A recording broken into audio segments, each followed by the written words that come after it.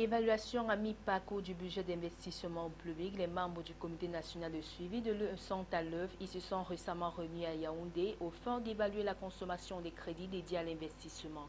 Et puis, lutte contre le nomal, le Cameroun s'engage à mettre hors d'état de nuit cette épidémie faisant près de 150 000 victimes en Afrique noire. C'est le prétexte qui a conduit à l'union de l'association Stop Noma for Children et la fondation Cœur d'Afrique afin d'épargner les enfants du septentrion.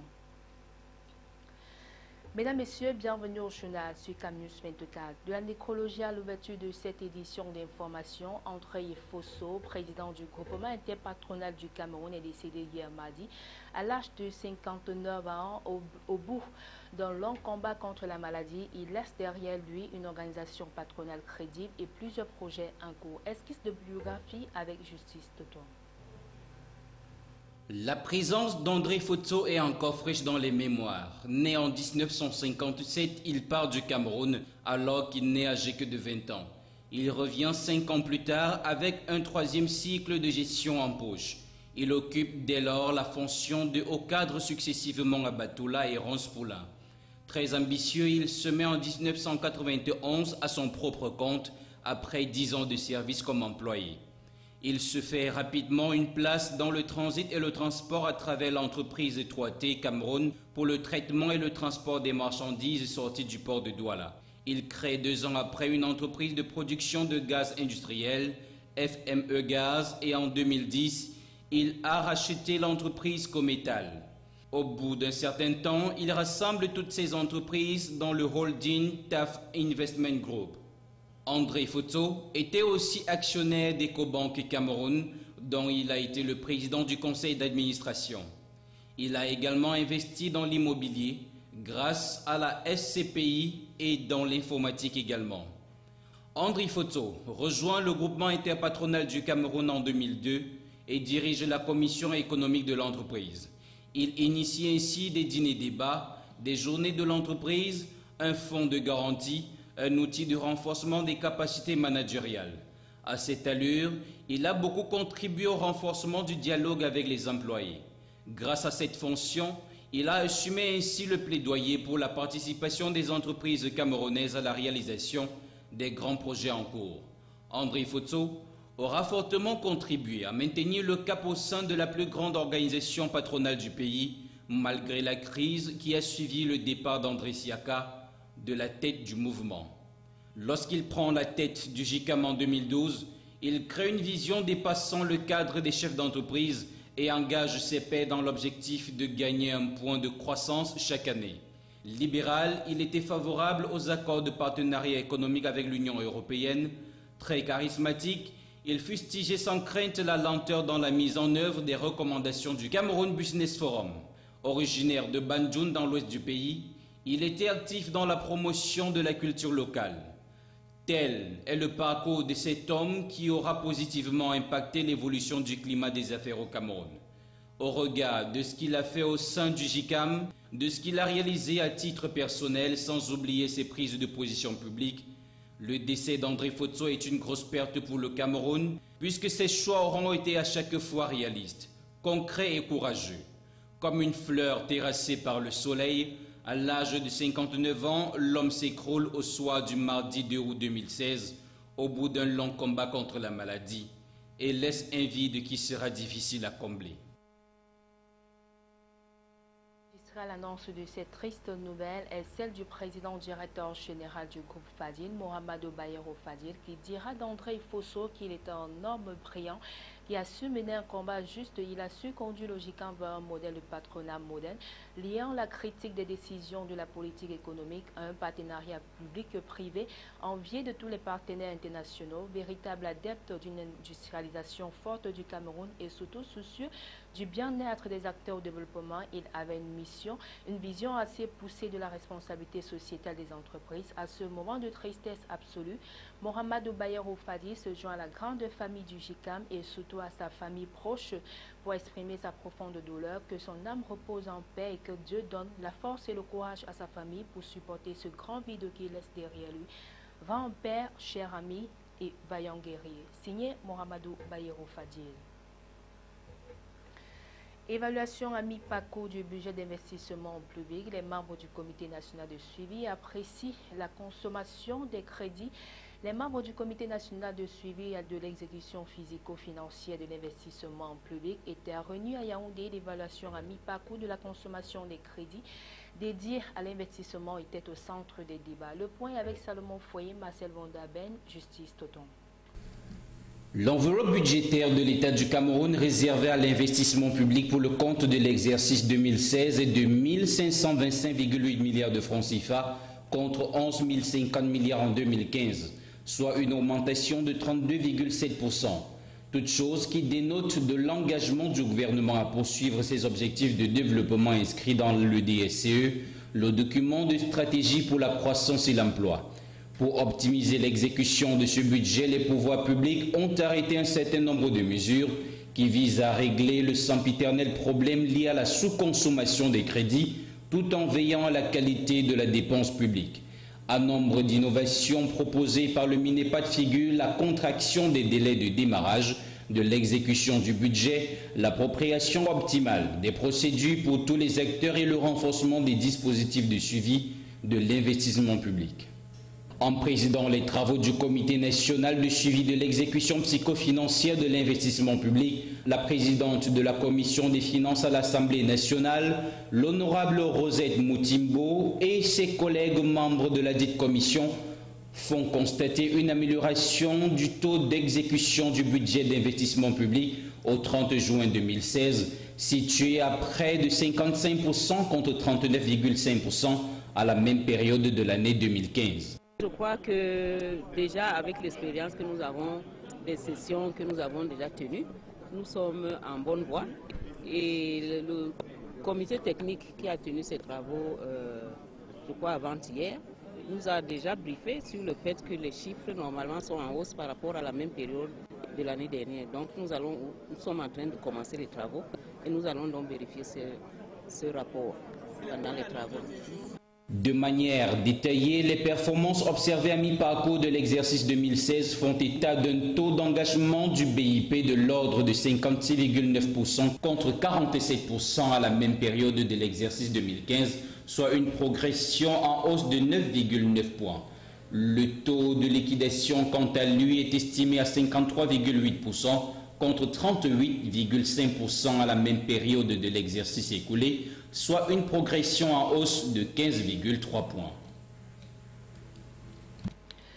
Le Cameroun s'est joint à la communauté internationale pour célébrer la semaine mondiale de l'allaitement maternel en marge des activités irrelatives. La rédaction de Camus 24 aborde dans cette édition du journal l'importance du lait maternel. C'est avec Justice Toton. Il est de considération séculaire que le lait maternel reste et demeure, sauf cas de force majeure, l'aliment par excellence du nourrisson. Contrairement aux autres types d'allaitement, il apporte des substances nutritives parfaites pour les bébés et qui les protègent des maladies. Ce sont des éléments indispensables pour la croissance et le développement rapide du cerveau et du système nerveux central du nourrisson. D'après certains experts, le lait maternel favorise également l'attachement mère-enfant et est aussi l'élément fondamental de l'élaboration de la personnalité, comme les capacités d'apprentissage de l'enfant. Autre atout, il est le produit commun entre femmes riches et pauvres et ne s'achète pas. À l'occasion de cette semaine mondiale de l'allaitement maternel qui se célèbre du 1er au 16 août de chaque année, dans plus de 170 pays dans le monde, il est question pour la gente féminine et tous les encadreurs de prendre conscience de l'importance de l'allaitement maternel dont les atouts ne sont plus à démontrer. Au moment où se célèbre la 25e semaine mondiale de l'allaitement maternel dans la société camerounaise, les femmes continuent de faire recours au lait artificiel. Ainsi, de plus en plus, les enfants grandissent sans avoir le plaisir et le bonheur de déguster le lait maternel. C'est riche pour leur croissance. D'une femme à une autre, les raisons de cette alternative diffèrent. Reportage à Djibouti et Josué. Au vu de la prolifération du lait artificiel sur le marché, on peut tout de suite comprendre que la demande est forte. En effet, bon nombre de de femmes font de plus en plus recours à cette option pour nourrir leur bébé. Pour la majorité rencontrée ça et là, c'est une question de contrainte. Laborée et commerçante, pour mener à bien ses activités, elle a opté pour l'allaitement mixte. Ce n'est pas évident que l'enfant reste à la maison sans toutefois avoir ce qu'il peut manger. Donc de là, il faut associer le lait artificiel pour que l'enfant ne meure pas de faim quand je ne suis pas là. Si Chimène, elle aussi, a opté pour ce type d'allaitement, c'est simplement parce qu'elle estime que son lait est insuffisant pour combler les besoins de son bébé, car ne coulant pas assez. Tout le contraire de Merveille, qui n'a pas eu d'autre choix que de nourrir son bébé au lait artificiel, pour cause de maladie. J'avais eu le mal, j'ai eu un mal au sein, ce qui avait fait en sorte que mon enfant a fait ce mal à l'allaitement artificiel. Parce que j'avais le mal des seins, mes seins ne coulaient pas. À côté de ces tableaux, certaines jeunes femmes restent convaincues que l'allaitement maternel, en plus de détruire le corps de la femme, exige une hygiène de vie particulière. On ne cessera de le dire, le lait maternel reste l'idéal pour la bonne croissance du nourrisson. Il est proscrit exceptionnellement dans les cas où la mère est porteuse d'une maladie qui pourrait mettre en péril la santé du bébé au moment de l'allaitement. Lutte contre le Noma, le Cameroun veut préserver ses enfants. Le Noma est une terrible affection due à la malnutrition et à l'extrême pauvreté qui fait chaque année près de 150 000 victimes en Afrique noire. Pour préserver les enfants du Cameroun, l'association Stop Nema for Children de Jean-Baptiste Dumeau et la fondation Cœur d'Afrique de Roger Mila s'engagent à faire équipe avec le soutien des pouvoirs publics. Les détails avec Salomon Foyer, Marcel Vondo-Aben et Eric Ticheux. La communauté scientifique internationale définit le Noma comme une affection gangreneuse, foudroyante qui se développe dans la bouche et ravage le tissu du visage. Elle détruit l'ensemble des défenses immunitaires du corps et les bacilles de la bouche deviennent incontrôlables.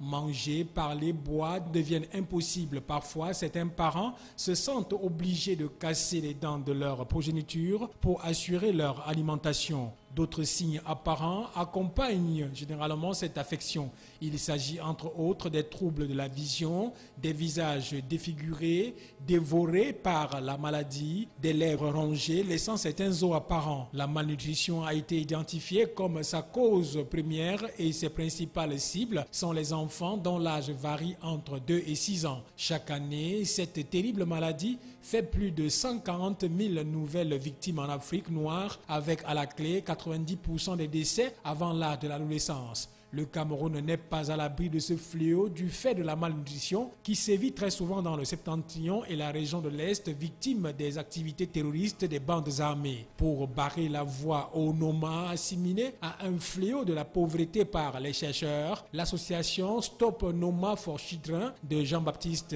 Dumeau, en partenariat avec la fondation Cœur d'Afrique d'Albert Roger Mila, seront des relais au Cameroun de la grande campagne mondiale de sensibilisation et de prévention de cette maladie qui démarre le dimanche 2 octobre 2016 au Lido de Paris avec bien entendu l'accompagnement institutionnel des autorités sanitaires de la République. C'était ma modeste contribution pour le développement et l'amélioration des conditions des populations les plus défavorisées dans notre pays. Donc écoutez, le Noma, c'est une porte ouverte menant aux populations les plus défavorisées du monde. Donc, tout simplement, mobilisons-nous pour l'éradiquer afin que le Noma ne fasse de nouvelles victimes.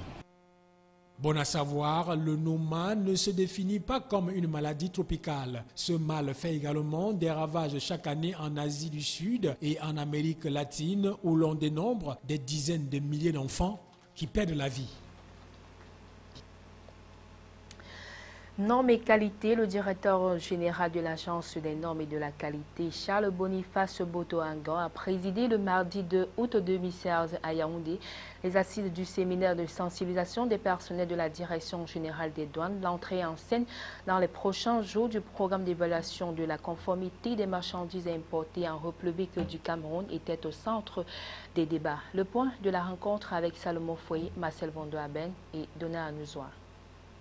Le processus de mise en œuvre du programme d'évaluation de la conformité des marchandises importées en République du Cameroun entre en scène à compter de la date du 31 août 2016. Il sera alors question, en application des dispositions du décret du Premier ministre chef du gouvernement, signé le 1er juillet 2015, de procéder à la vérification, à l'inspection, à l'analyse, aux essais et à la certification de toute marchandise importée en République du Cameroun, et ce, depuis les territoires d'embarquement. L'ANOR se fera accompagner dans cette mission par 2 partenaires techniques de renom. Il s'agit de la Société Générale de Surveillance d'une part et la société Intertech de l'autre. Les marchandises soumises à la procédure d'évaluation de la conformité et avant embarquement sont celles dont les normes ou parties des normes sont rendues d'application obligatoire.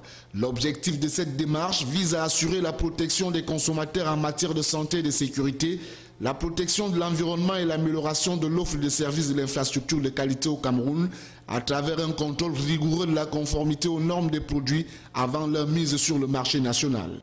Toute cette phase de formation, d'information et de sensibilisation des administrations qui font partie des préalables à la mise en œuvre effective. Maintenant, nous sommes certains, rendus au 31 août, toutes les administrations concernées auront été sensibilisées et auront intégré dans leur processus habituel la documentation liée au programme d'évaluation de la conformité avant embarquement. Ce qui va fondamentalement changer, c'est que l'évaluation de la qualité du produit se fera dès le pays d'exportation et non plus au niveau de Douala, qui était souvent à l'origine des grands risques d'engorgement et de non-maîtrise de la qualité des produits. Les produits qui n'auront pas été évalués avant embarquement ne prendront simplement pas le bateau. À compter du 31 août prochain, l'Agence des normes et de la qualité délivrera les certificats de conformité obligatoires et préalables à toute opération de dédouanement des marchandises importées. Et c'est pour assurer la réussite de cet ambitieux programme que l'ANOR s'emploie à promouvoir le travail en synergie de tous les acteurs de ce processus en général et les services des douanes en particulier, aux fins de lui garantir des résultats probants. Mesdames, Messieurs, c'est ici que nous mettons un terme à cette édition d'information. Merci de votre fidélité.